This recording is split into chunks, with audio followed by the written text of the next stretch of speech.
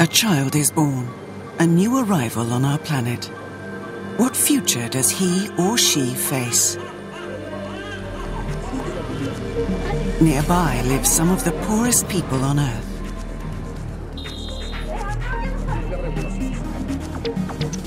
These children, however, are lucky. Their first view of the world was a well-equipped hospital unit. Humera works here as a neonatal specialist. She too is lucky. Her place of work, and therefore the job itself, was created by development finance. Without this, her life would have been uncertain, the future bleak.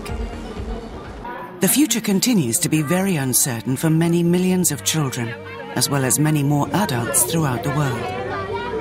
That is why one organization is working to improve their prospects.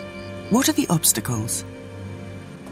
Ill health and disease, lack of clean water, poor education, illiteracy, restrictions imposed by culture and gender. All of these drag down aspirations and limit choice. The least developed nations of the world have more than their due share of such problems. Geography, geology, and climate have not favored them, particularly in sub-Saharan Africa. By contrast, some nations have been blessed by good fortune and natural resources. One of these is Saudi Arabia. Jeddah. In this building, decisions are made that have changed and continue to change many people's lives around the world for the better.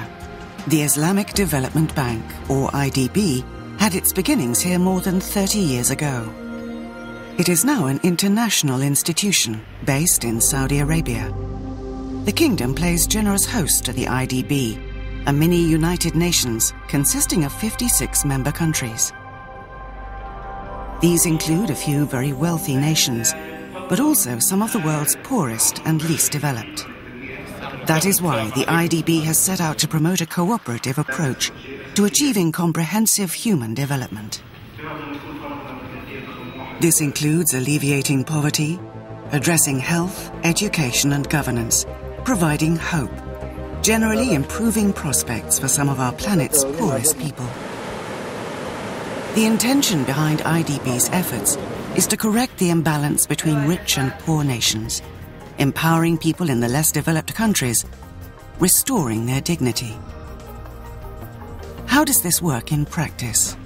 Operating generally within the 56 membership countries, IDB is a global institution that works at grassroots level, and not only in the member countries.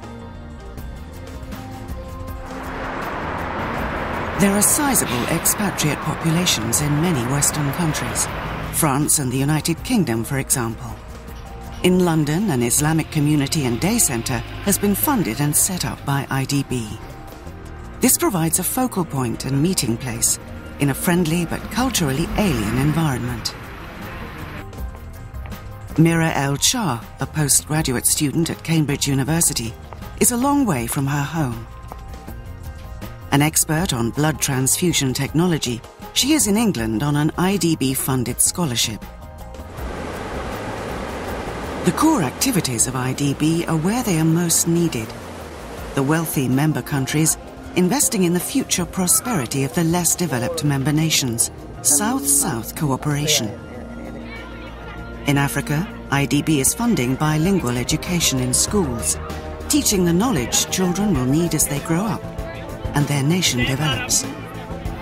In Yemen, adults are trained to teach reading skills to mothers, skills that can be passed on to the next generation.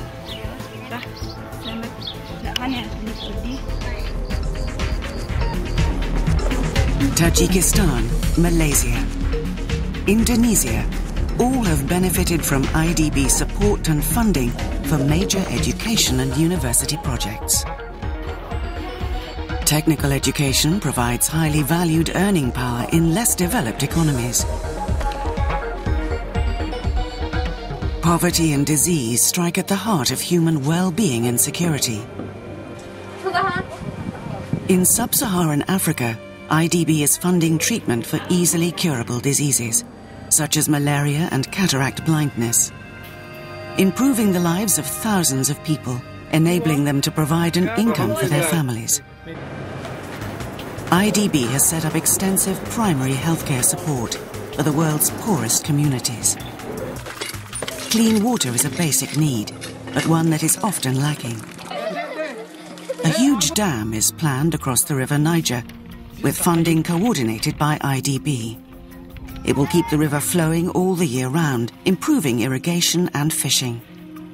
Hydroelectric power and rural distribution schemes. Power stations. Agriculture and food security. Great highway routes supported by IDB, linking nations, creating new paths for exports. Local roads and other infrastructure projects. Effective drains and sewers. Microfinance to help entrepreneurs make a start in business. Fostering trade between the IDB member nations. It is all part of the continuing South-South cooperation. Some IDB projects focus on special needs.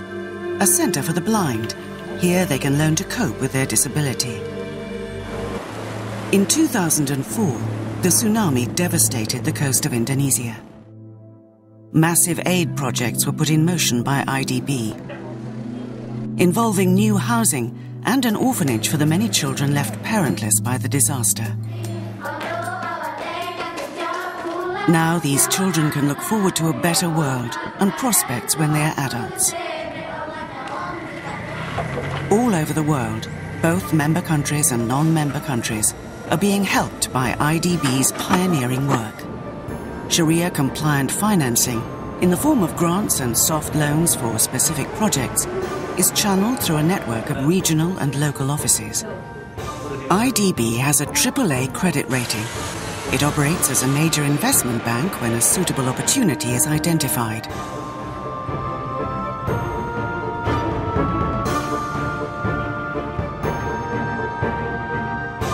The reconstruction of the Hajj terminal for pilgrims in Jeddah has been part funded by the IDB. It will benefit the people of many nations. Roads, dams, canals and power plants, all are monuments to the achievements of the IDB. An even greater monument will result from the IDB's vision plan for the future. These children will inherit this future. This neonatal unit is not located in one of the 56 IDB member countries, but it is typical of the many projects that have benefited over 100 nations and communities worldwide, all of which have received IDB development aid.